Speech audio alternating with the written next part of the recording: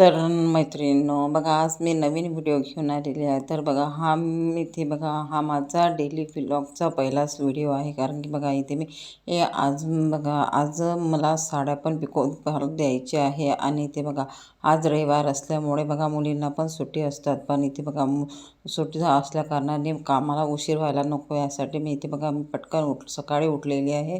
आणि इथे मी प्यायचं पाणी वगैरे घेऊन घेतलेलं आहे, म्हणजे पिण्याचं पाणी वगैरे भरून घेतलेलं आहे. कारण की आमच्याकडचे 9 हे ते 9:30-10ला जातात. तर मी इथे पटकन पाणी सकाळी घेऊन घेतलेलं आहे. त्यानंतर बाकीची जी राहिलेली सर्व कामे मी इथे करून घेत आहे. तर मी इथे केर काढून घेत आहे आणि पूर्ण साफसफाई करून घेत आहे. आणि इथे बघा, हे जी मुलगी आहे माझी, जे ड्रॉवर आहे मशीनचं, ते काढून ठेवलेलं आहे.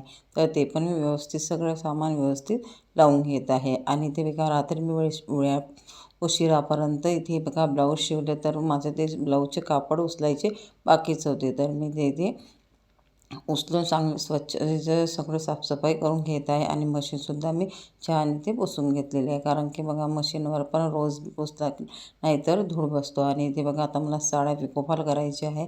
आणि इथे बघा, जे कस्टमरच्या साड्या आहेत त्या लग्नाच्या वगैरे साड्या असतात आणि भारी साड्या असतात. त्यामुळे इथे आपल्याला व्यवस्थित इथे काळजी घ्यायची असते.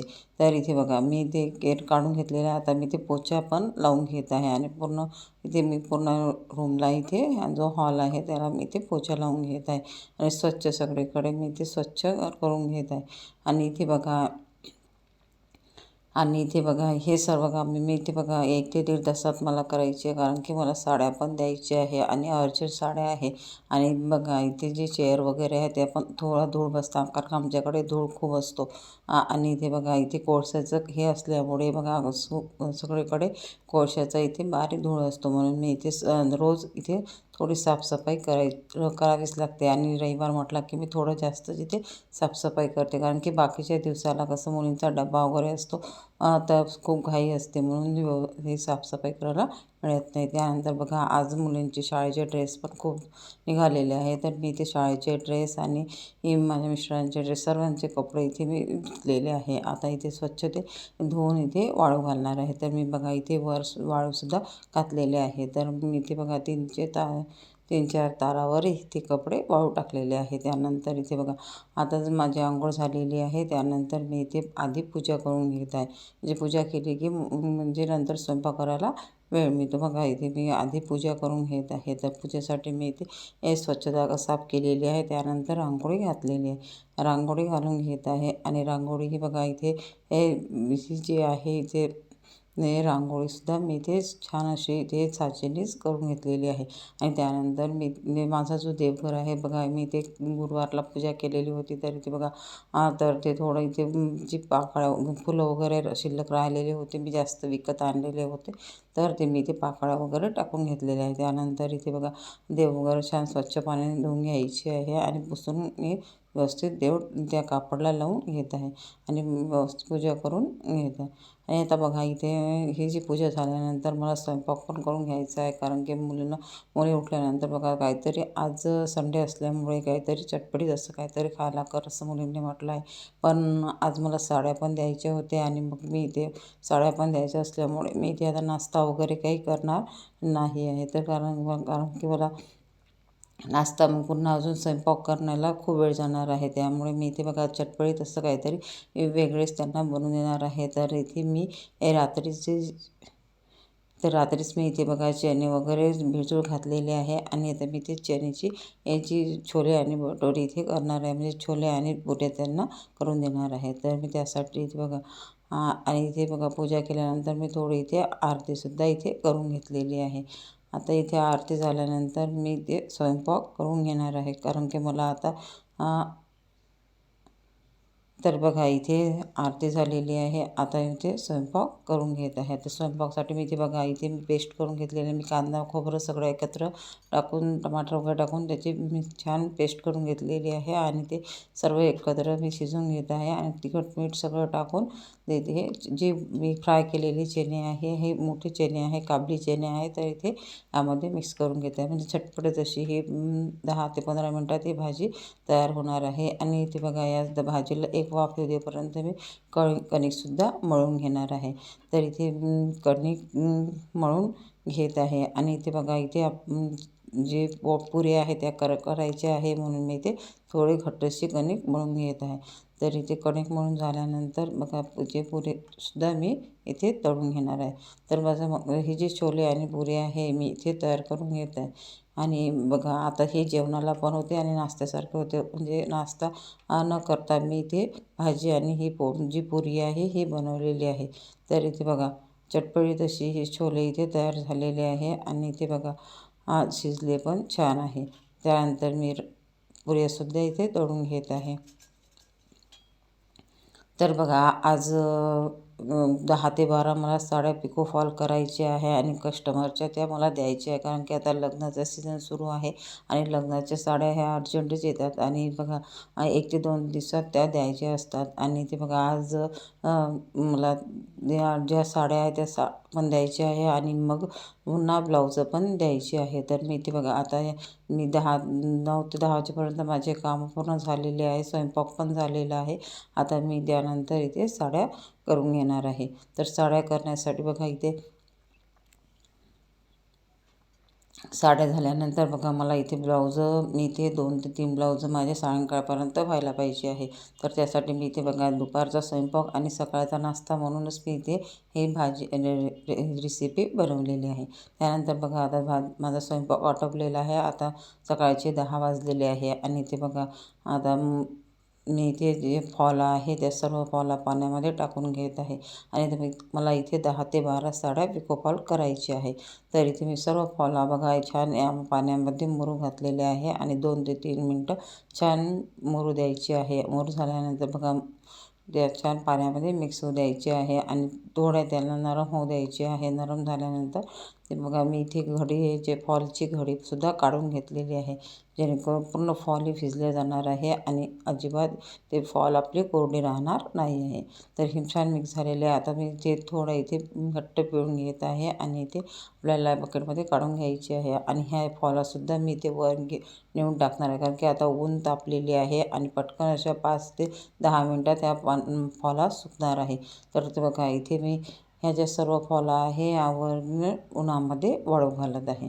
तर बघा छान अशा उन्हामध्ये वाळत आहे फॉला आणि इथे बघा मी चिमटेसुद्धा लावून घेतलेले आहे, जेणेकरून त्या ओढणार नाही. तर इथे बघा ह्या जे फॉला सुकेपर्यंत आपल्याला इथे मी इथे बघा साड्या ज्या आहे साड्या काढून घेत आहे पॉलिथिनमधून आणि इथे बघा प्रत्येक कस्टमरच्या साड्या ह्या वेगवेगळ्या ठेवलेल्या आहेत. तर मी इथे 2 ते 3 कस्टमरच्या ह्या साड्या आहेत, तर मी इथे पिको फॉल करून घेत आहे. तर इथे बघा सर्व साड्या मी काढून घेतलेल्या आहे. आता ज्या साड्याचे ब्लाऊज पीस काढायचे आहे त्या साड्या मी टेपने मोजून त्याचे ब्लाऊज पीससुद्धा काढून घेणार आहे. तर इथे बघा काही साड्याचे मी ब्लाऊज पीस काढलेले आहे, काही काढायचे आहे. तर मी ते व्यवस्थित मोजून इथे काढून घेत आहे. तर मैत्रिणींनो बघा इथे मी हे जे आहे मग आता मला कोणतंही काम असते, जर मला अर्जंट वगैरे ब्लाऊज किंवा साड्या द्यायचे असते तर मी इथे बघा सकाळी उठूनच माझे कामं आटपून घेते आणि पटकन मशीनवर शिवायला बसते, जेणेकरून बघा आता दिवस इतका लवकर जातो की आपले 3 ते 4 ब्लाऊज होत नाही. तर मी इथे बघा सकाळीच लवकर कामं आटपून जर लवकर बसलं तर आरामशीर 4 ते 5 ब्लाऊज दिवस 5 ते 6 वाजेपर्यंत निघतात. आणि ते बघा हे जे साड्या आहे ह्या साड्यासुद्धा आज मला करायची आहे आणि शिवाय मला अर्जंट 2 ब्लाऊजसुद्धा द्यायची आहे आणि ते 5 वाजेपर्यंत मला द्यायची आहे. म्हणून मी इथे बघा पटकन अशा ह्या साड्या पण पिको फॉल करून घेणार आहे. आणि इथे बघा ह्या ज्या फॉलची जी वरूनची शिलाई आहे तर ती बघा इथे ज्या अर्जंट साड्या द्यायची आहे 2 ते 3 त्याचीच मी इथे तुरपाई करून घेणार आहे, जे वरची हात शिलाई करून घेणार आहे. बाकीच्या सर्व साड्या मी इथे मग रात्रीला करून घेणार आहे, म्हणजे माझी ब्लाऊज द्यायचे असल्या कारणाने मी बाकीच्या साड्या तुरपाई नंतर करणार आहे. तर बघा आता इथे बघा अशा प्रकारे बघा फॉला पण सुद्धा वाळून झालेले आहे. आता मी त्याला प्रेस करून घेत आहे. तर ह्या सर्व साड्या फॉलला मी इथे बघा साडी फॉलला पूर्ण प्रेस करून घेत आहे आणि इथे कारण की बघा प्रेस केले की फॉल बघा वाळल्यानंतर थोडी कडक येते, कारण की कॉटनची पॉलिस्टरची फॉल असते आणि ते बघा ही कडक असल्यामुळे बघा लावायला थोडी जड जाते, म्हणून मी इथे बघा छान प्रेस करून घेत आहे. म्हणजे आपल्याला इथे बघा हात शिलाई करायला पण इथे इझी जातं आहे आणि ते लावायलासुद्धा सोपी जाते. आता इथे बघा ह्या सर्व फॉलला मी इथे बघा प्रेस करून घेत आहे आणि एकच फॉल आपल्याला प्रेस करून घ्यायची आहे आणि पटकन अशी फॉल प्रेस होणार आहे. तर बघा मी किती साड्या असो कस्टमरच्या 15 ते 20 साड्या किंवा असो किंवा 30 साड्या पण एका दिवसाला करते, पण मी इथे बघा अशा प्रकारे धुवूनच आणि प्रेस करूनच साडी पिको फॉल करते, जेणेकरून बघा कस्टमरचे आपल्या कोणत्याच प्रकारची कंप्लेंट यायला नको आणि ते बघा फॉल पण व्यवस्थित लावला जाणार आहे. आणि इथे जेव्हा आपण साडी वगैरे धुणार तेव्हा फॉल पण अजिबात ते कमी पडणार नाही. तर इथे बघा अशा प्रकारे ह्या सर्व इथे फॉल्स धुवून प्रेस करून घेतलेले आहे. आता इथे बघा मी इथे पिकोची मशीन लावलेली आहे, कारण माझ्याकडे शिलाई आणि पिकोची वेगवेगळी मशीन आहे. तर मी ती पिको फॉल करण्यासाठी म्हणजे मशीनचं हे वरचा जो मुंडा आहे तो चेंज करते. तर मी इथे पिकोचा मुंडा लावून घेतलेला आहे आणि इथे बघा इथे फॉलसुद्धा लावून घेत आहे. तर इथे बघा सर्व साड्याला मी इथे बघा पिको आणि फॉल इथे लावून घेत आहे. तर मैत्रिणींनो बघा अशा पटकन अशा इथे मी फॉल ह्या लावून घेणार आहे, कारण की ही जी मशीन आहे माझी इथे मोटरची असल्या कारणाने एका साडीला फॉल लावण्यास फक्त मला 5 ते 6 मिनटं लागणार आहे. कारण की बघा मी इथे धागा जो आहे जर सेम धागा असेल 2-3 साडीला तर आपले पटकन फॉलसुद्धा लावून होणार आहे. तर इथे बघा हा जे रेड कलर आहे, रेड कलरचे मला 3 साडीचे काठ आहे. तर मी इथे बघा रेड कलरच्या पूर्ण 3 साड्याचे फॉल इथे लावून घेणार आहे. तर अशा प्रकारे बघा जर सेम कलर असेल तर पटकन इथे साडी फॉल किंवा पिको इथे होतं. तर इथे बघा इथे बघा एका साईडने मी इथे पिकोसुद्धा करून घेत आहे. म्हणजे इथे ही जी साडी आहे ही साडी फक्त मी इथे 6 ते 7 मिनटात केलेली आहे. तर अशा प्रकारे ह्या सर्व साड्या मी इथे पिको फॉल करून घेणार आहे. तर मैत्रिणींनो बघा जर आपल्याला एखादं काम करायचं असेल आणि जिद्द जर असेल आणि चिकाटी जर असेल तर आपण ते पूर्ण करू शकतो, कारण की जर मेहनत केल्याशिवाय काहीच नाही आहे. तर मेहनत केलं की सर्व काही मिळते. म्हणजे जर आता आपण जर कस्टमरचे जर अर्जंट द्यायचे असेल ना, आपण जर नाही म्हणू तर आपले कस्टमर इकडे तिकडे जाणार. म्हणून मी इथे बघा माझं असं आहे की जेव्हा कोणीही अर्जंट कस्टमरने ब्लाऊज मागितलं तर मी कस्टमरला नाराज करत नाही, मी त्यांना देते असं म्हणते. कारण की बघा आपले जे कस्टमर आहे ते आपल्याच जवळ येणार आहे. जर आपण त्यांना जर अर्जंट वगैरे त्यांना ब्लाऊज देऊ नये तर ते आपल्याकडे येणार नाही. तर इथे बघा ह्या सर्व साड्या बघा इथे मी इथे तुरपाई करून घेत आहे, पिको फॉल करून घेत आहे आणि ती जी वरची हात शिलाई आहे तर ती मी इथे नंतर करणार आहे. तर इथे बघा ही जी आहे ही जी माझी मशीन आहे ती मी छोट्याशा जागेत मी ठेवलेली आहे आणि एका साईडला बघा लेस वगैरे मी ठेवलेली आहे.